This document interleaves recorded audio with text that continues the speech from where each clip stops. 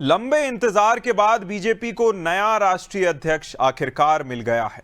जहां नितिन नवीन निर्विरोध बीजेपी के 12वें अध्यक्ष बन गए हैं, मंगलवार को बीजेपी मुख्यालय में इसका औपचारिक ऐलान भी हो गया। जहां प्रधानमंत्री नरेंद्र मोदी ने नितिन नवीन का माला पहनाकर स्वागत किया। इस मौके पर पीएम मोदी ने करीब 55 मिनट के भाषण में पार्टी की कार्यकर्ता संस्कृति को रेखांकित करते हुए कहा कि वे खुद को एक बीजेपी का कार्यकर्ता ही मानते हैं और अब नितिन नवीन उनके बॉस बन गए हैं जो उनके काम का आकलन करेंगे। पीएम मोदी ने यह भी कहा कि पद और सत्ता से बड़ी चीज पार्टी का कार्यकर्ता होना है।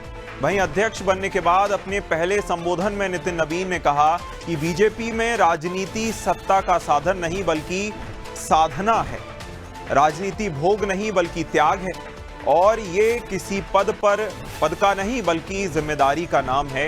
बता दें कि नितिन नवीन को 14 दिसंबर 2025 को पार्टी का कार्यकारी अध्यक्ष बनाया गया था, जिसके बाद बीजेपी ने अपने कार्यकारी अध्यक्ष नितिन नवीन को पार्टी का 12वां राष्ट्रीय अध्यक्ष चुन लिया है। 45 साल के नितिन नवीन बीजेपी के सबसे युवा राष्ट्रीय अध्यक्ष बन गए हैं और बिहार से इस पद पहुंचने को लेकर अब बिहार से पद तक पहुंचने वाले पहले नेता ऐसे होंगे। जहां 5 बार विधायक रह चुके नितिन नवीन की पहचान एक मजबूत ग्राउंड वर्कर के तौर पर भी रही है और संगठन पर उनकी मजबूत पकड़ मानी जाती है। बीजेपी ने यह फैसला ऐसे समय में लिया है जब 2 महीने बाद बंगाल और असम में विधानसभा चुनाव हैं और इसके बाद केरल, तमिलनाडु और पुडुचेरी में भी चुनाव सामने हैं।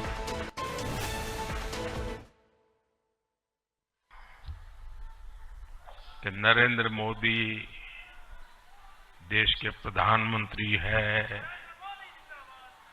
तीसरी बार प्रधानमंत्री बने,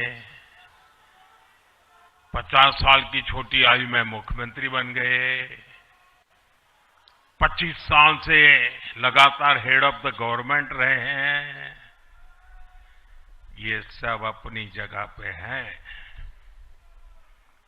लेकिन इन सबसे भी बड़ी चीज मेरे जीवन में है, मैं भारतीय जनता पार्टी का कार्यकर्ता हूं। और जब बात पार्टी के विषयों को आती है, तब माननीय नितिन नवीन जी, मैं एक कार्यकर्ता हूं, वे मेरे बॉस हैं। ये हम वैसे राजनीतिक दल के लोग हैं जहां राजनीतिक सत्ता नहीं साधना है, राजनीतिक भोग नहीं त्याग है, राजनीतिक ऐशो आराम नहीं तपस्या है, राजनीतिक कोई पदभार नहीं उत्तरदायित्व है। तो आइए हम सब कार्यकर्ता इस संकल्प के साथ अपने नेतृत्वकर्ता के इस परिश्रम और पुरुषार्थ के साथ अपने आप को जोड़ें।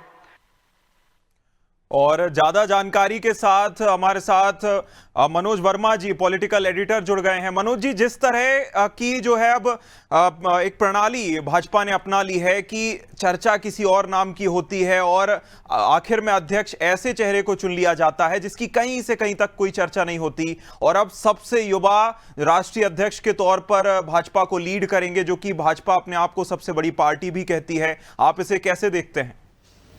देखिए, निश्चित तौर पर एक कह सकते हैं कि बीजेपी में पीढ़ी परिवर्तन का एक दौर है। एक दौर हमने देखा था 2014 में, जब नरेंद्र मोदी की ताजपोशी हुई थी, 2013 में उनको आगे बढ़ाने का निर्णय लिया था, तो एक दौर की वापसी थी, क्योंकि उसके पहले का दौर बीजेपी में अटल अडवाणी का दौर माना जाता था। इसके बाद मोदी शाह का दौर शुरू हुआ और अब कह सकते हैं कि नितिन नवीन का नया दौर शुरू हुआ है।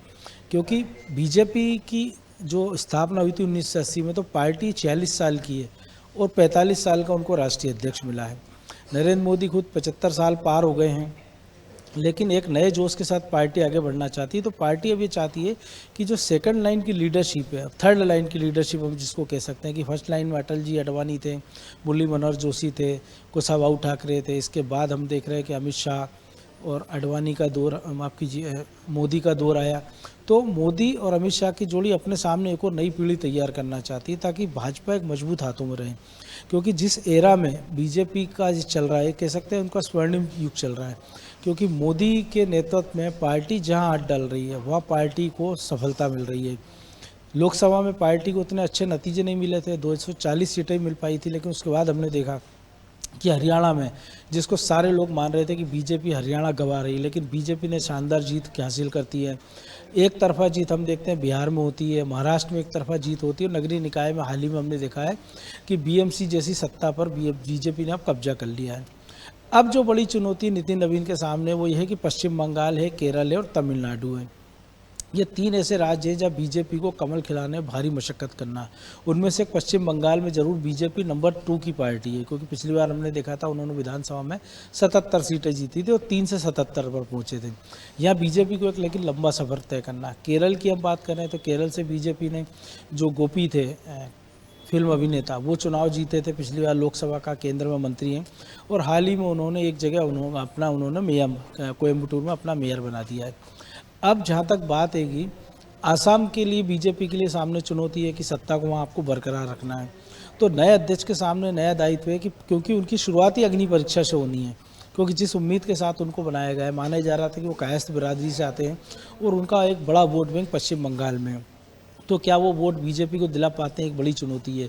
और एक उनकी खुशकिस्मती ये है कि वो मोदी शाह के दौर में अध्यक्ष बने हैं, यानी उनको बहुत ज़्यादा कुछ प्रयास करना नहीं है, क्योंकि जिन राज्यों की हम बात कर रहे हैं, नरेंद्र मोदी ने वहाँ चुनाव में बिल्कुल पहले से फूंक दिया। चाहे हम बंगाल की बात करें, हम चाहे तमिलनाडु की बात करें, चाहे असम की बात करें, तो एक जो लीगेसी उनको मिली है बीजेपी की, वो उसको उनको आगे बढ़ाना है। क्योंकि हमने जेपी नड्डा के दौर में भी देखा है कि हिमाचल जहाँ से वो आते थे वहाँ पार्टी को विधानसभा चुनाव में हार का सामना करना पड़ा था, लेकिन कई सारी ऐसी जीतें मिली, लेकिन उसका क्रेडिट जेपी नड्डा की बजाय मोदी और अमित शाह को मिला था। अब जैसे आज भी हमने देखा है कि मोदी ने कहा कि आज से नितिन नवीन मेरे बॉस हैं, लेकिन बीजेपी में सबको पता है कि असली बॉस पार्टी में मोदी है। लेकिन एक मैसेज देने का खेल होता है कार्यकर्ताओं को, लेकिन नितिन नवीन को जिस साधारण कार्यकर्ता से, एक 5 बार के विधायक है, 46 साल की महज उनकी उम्र है, एक लंबा पड़ाव उनको कैरियर है, उनके सामने लंबा पड़ाव उनको तय करना है। तो ये बाकी कार्यकर्ताओं के लिए एक मैसेज है कि अगर बीजेपी में कोई भी कार्यकर्ता अगर ईमानदारी से काम करेगा, पार्टी लाइन पर चलेगा, अनुशासन से रहेगा और पार्टी के दिए दायित्वों को अगर वो निर्वाह करेगा ईमानदारी से, तो उसका भाग्योदय कब हो जाए किसी को नहीं पता। हम देखें डॉक्टर मोहन यादव की बात कर लें हम, या तमाम सारे राज्यों में बीजेपी ने जो मुख्यमंत्री बनाए, राजस्थान में भजनलाल शर्मा हो, नायाब सैनी हो, तो ये वो तमाम सारे उदाहरण हैं बीजेपी में कि एक साधारण कार्यकर्ता जो तीसरी चौथी पांचवी पंक्ति में बैठा होता है और अचानक खबर आती है कि वो सीएम बन गया है, अचानक खबर आती है कि वो राष्ट्रीय अध्यक्ष बन गया है, या कुछ को नया दायित्व दे दिया है। बिल्कुल मनोज जी, जिस तरह से ताज तो सजा दिया गया है, लेकिन एक तरीके से देखा जाए तो आने वाले जो चुनाव हैं उनको देखकर यही लगता है कि कांटों भरा ताज है, और कहीं ना कहीं अपने आप को प्रूव करने को लेकर भी जो है उनके ऊपर परफॉर्मेंस प्रेशर भी रहेगा। देखना होगा किस तरह से अपनी जिम्मेदारी का निर्वहन करते हुए नजर आते हैं नितिन नवीन। आपका जुड़ने के लिए, तमाम जानकारी के लिए बहुत शुक्रिया मनोज जी।